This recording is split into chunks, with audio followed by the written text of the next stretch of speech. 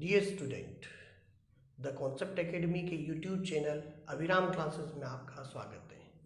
आज हम वैदिक विधि से संख्याओं को जोड़ना सीखेंगे।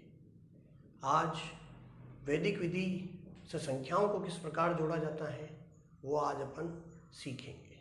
वैदिक विधि से संख्याओं को जोड़ने से संख्याओं को जोड़ करना आसान हो जाता है, इसलिए वैदिक विधि से जोड़ना 6th क्लास से लेकर के 10th क्लास तक सभी क्लासों के अंदर वैदिक में संख्याओं का योग करना राजस्थान बोर्ड ने दिया है। इसलिए आज हम शुरू करने जा रहे हैं योग संक्रिया, यानी संख्याओं को योग करना। योग संक्रिया, यहाँ अपन वैदिक विधि से संख्याओं को योग करना एकाधिकेन पूर्वण विधि से सीखेंगे।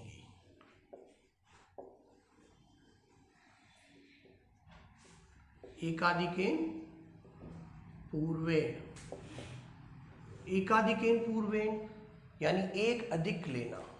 एक अधिक कैसे? जैसे मैं यदि एक पे एक अधिक लेता हूँ तो इसका मतलब होता है 2।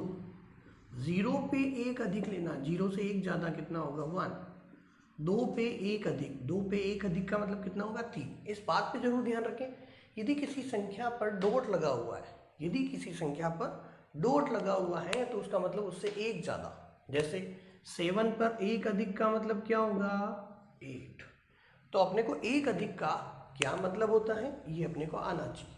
तो देखो संख्याओं को किस प्रकार जोड़ा जाता है वो आज अपन देखते हैं कि संख्याओं को किस प्रकार योगफल किया जाएगा। जैसे मैंने कोई संख्या लिखी 6, 8, इसमें प्लस करना है मुझे 3, 4, इनको प्लस करना। वैसे छोटी क्लासेस में अपन ने योग करना सबने सीखा हुआ है, लेकिन यहाँ देखें आप 8 और 4 कितना होता है 12। 12 को कैसे लिखते हैं 1, 2।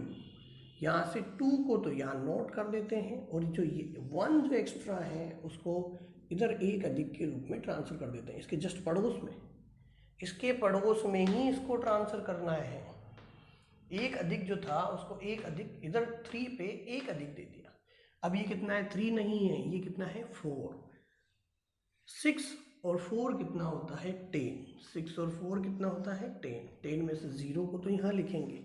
अब एक अधिक इधर देते हैं, लेकिन इस संख्या के आगे तो कुछ भी नहीं है। यदि इस संख्या के आगे कुछ नहीं है तो क्या हो सकता है 0। 0 पर एक अधिक देते हैं।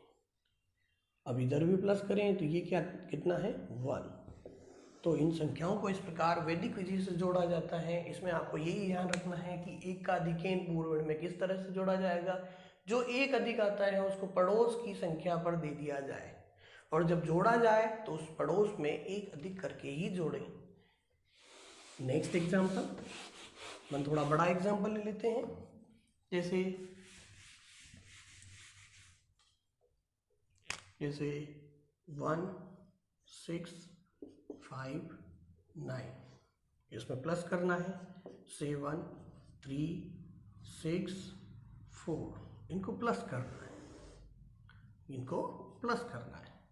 तो यहाँ 9 और 4 कितना है 9 और 4 13। 13 को कैसे लिखते हैं 1, 3। 3 को तो मैंने यहाँ लिख दिया, 1 को एक अधिक के रूप में पड़ोस को दे दिया। 5 और ये अब कितना है 7। 5 और 7 कितना हो गया 12। 12 में से एक अधिक इधर दिया 2 यहाँ लिखा। 6 और 4, 6 और 4 10, एक अधिक इधर दिया 0 लिखा। 1 और 8 यानी 9। तो इस प्रकार अपन संख्याओं को किस प्रकार जोड़ें ये वैदिक विधि से जोड़ रहा है मैंने। जैसे 9 और 4 कितना 13, 3 यहाँ लिखा, 1 को पड़ोस में दिया, यहाँ से 5 और 7 12, 1 को पड़ोस में दिया था मैंने। 6 और 4 10, पड़ोस में दिया 1 और 8 9। थोड़ा सा बड़ा डिजिट वाला नंबर ले लेते हैं। जैसे अपन प्लस करते हैं, प्लस करें जैसे 6, 5, 4, 9, 8, 7, 7, 8, 9, 6, 4, 3। अब इसको यदि प्लस किया जाए तो यहाँ देखें 4 और 7 कितना होता है 11। 11 तो यहाँ 1 इधर दिया, 1 बच रहा है, 1 और 9 10। अब मेरे पास में कुछ भी नहीं बच रहा है, 0 0 और 3 3, 5 और 9, ये 9 है, 5 और 9 14 है, पड़ोस में दे दिया मैंने, 5 और 9 5 और 9 14। अब मेरे पास में कितना बचेगा, 4 5 9 14, 4 बचा, 4 और 9 4 और 9 13, 3 बचा, 3 और 4 7 6 और ये कितना है 10, 6 और 10 कितना होता है 6 और 10 16, 1 इधर दिया, 6 रिमाइंडर, 6 और 8 और 6 कितना है 14, 4 बचा, 4 और 6 10 इट मीन्स मुझे क्या लिखना होगा 0। अब कितना 1 1 1 यानी 3। तो इस प्रकार संख्याओं को जोड़ा जाता है। जो भी आधार मान इसका कितना लिया जाता है 10, यानी 10 से ऊपर जितने भी नंबर बढ़ते जाएंगे तो पड़ोस में दे दिया जाएगा, 10 में भी उसमें एक को इधर दिया जाएगा। इस बात पे ध्यान रखते हुए ये एग्जाम्पल समझ में आया। नेक्स्ट, तो ये साधारणतः संख्याओं को इस तरह से ही एकाधिकेन पूर्वेण से अपन सोल्व करेंगे।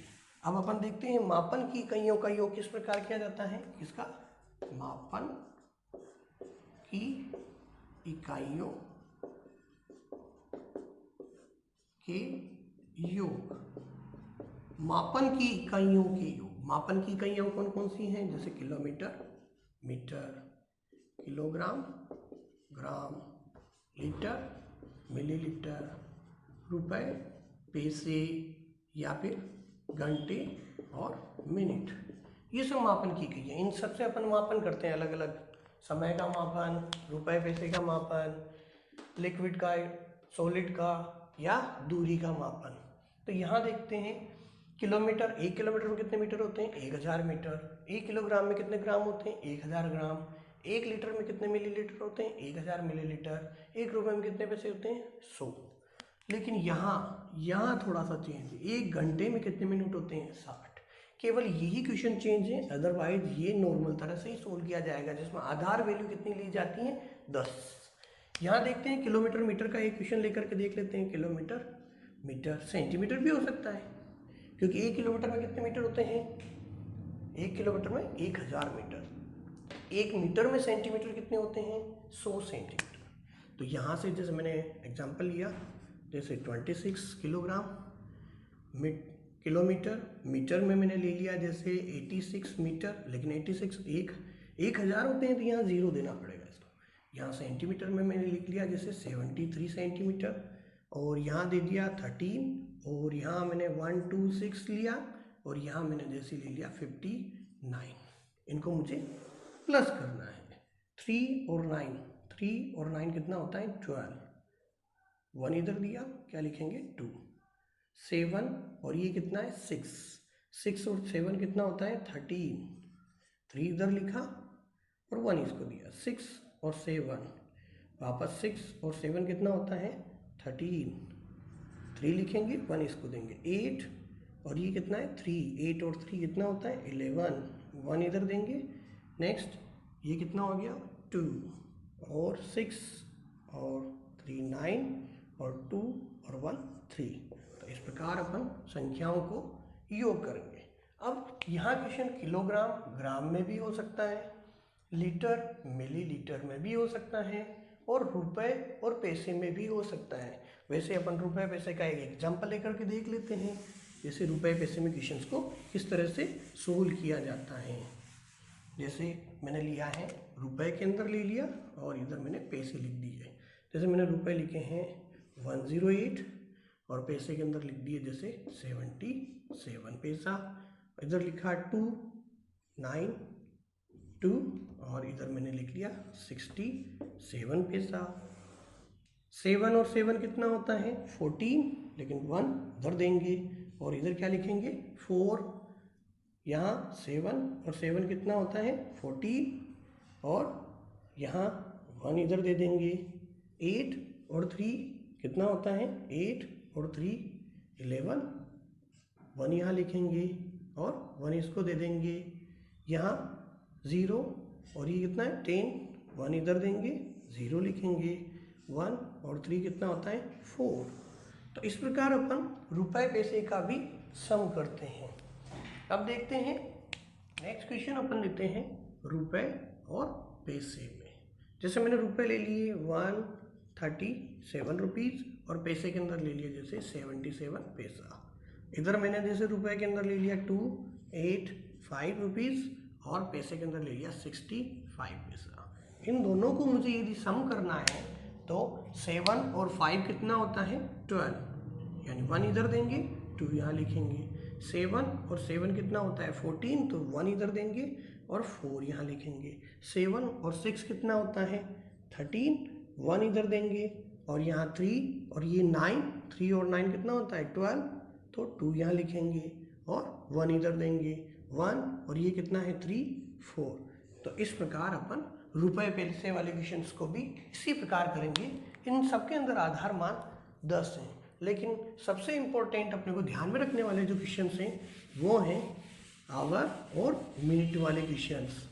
आवर मिनट वाले क्वेश्चंस में जैसे मैंने आवर लिया इधर और इधर लिया मिनट और यहाँ ले लिया मैंने सेकेंड, क्योंकि 1 घंटे में कितने मिनट होते हैं 60 और 1 मिनट में कितना सेकेंड होता है 60 सेकेंड। तो यहाँ अपन क्वेश्चंस लेते हैं। जैसे क्वेश्चन लिया मैंने 24 आवर में है, मिनट के अंदर मैंने ले लिया जैसे 56 मिनट और सेकंड के अंदर ले लिया मैंने 54 सेकंड। आवर के अंदर मैंने ले लिया जैसे 25 आवर में लिया है और मिनट के अंदर मैंने लिया जैसे 38 मिनट और सेकंड के अंदर मैंने ले लिया जैसे 59 सेकंड। इन दोनों को मुझे प्लस करना है। अब यहाँ ध्यान में क्या रखना है, मिनट और सेकंड किस किस में, एक तो मिनट में और एक सेकंड में। जो इकाई का अंक का आधार, इकाई के अंक का आधार कितना लेंगे 10 लेंगे, जबकि दहाई के अंक का आधार कितना लेंगे 6 लेंगे। यहाँ यही ध्यान रखना है, इकाई का मतलब यूनिट प्लेस डिजिट और दहाई का मतलब tens place digit. Unit place digit का टोटल कितना होना चाहिए 10, जबकि टेंस प्लेस डिजिट का टोटल कितना होना चाहिए 6। अब देखो इनका सम किस तरह से करें। 4 और 9 कितना होता है 13, 4 और 9 कितना होता है 13 में से यहाँ 3 लिखेंगे और 1 पड़ोसी को देंगे, तो ये 5 के ऊपर 1 एकाधिक कर दिया मैंने।